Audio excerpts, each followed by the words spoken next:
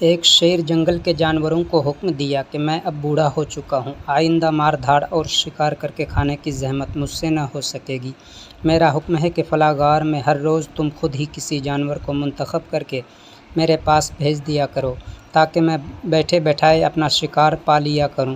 جانوروں نے یہ شاہی حکم پا کر ہر روز کسی جانور کو منتخب کر کے اس غار میں بھیجنا شروع کیا۔ 10-15 دن کے بعد لومڑی کا نمبر آ گیا اور غار میں اسے جانا پڑ گیا۔ چلتے ہوئے لومڑی نے سارے جانوروں سے کہا کہ اللہ نے چاہا تو آج تم سب کی مشکل دور کر کے آؤں گی، دعا کرتے رہنا، آج میرا ارادہ ہے شیر کو ختم کر کے آنے کا۔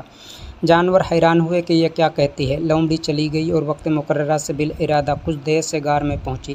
شیر نے غصہ میں پوچھا کہ دیر سے کیوں آئی ہو؟ لومڑی نے جواب دیا کہ حضور ہم دو بہنیں تھیں اور ہم دونوں ہی آپ کے راشن کے لیے آ رہی تھی کہ راستے میں ایک اور شیر مل گیا۔ اس نے زبردستی میری بہن کو پکڑ لیا اور کہا کہ اسے میں کھاؤں گا اور اسے ساتھ لے گیا۔ میں نے بہت کہا کہ ہم دونوں اپنے بادشاہ کی خوراک ہیں، مگر حضور وہ تو آپ کو بھی کچھ نہیں سمجھتا اور آپ کی پرواہ کیے بغیر میری بہن کو لے گیا ہے۔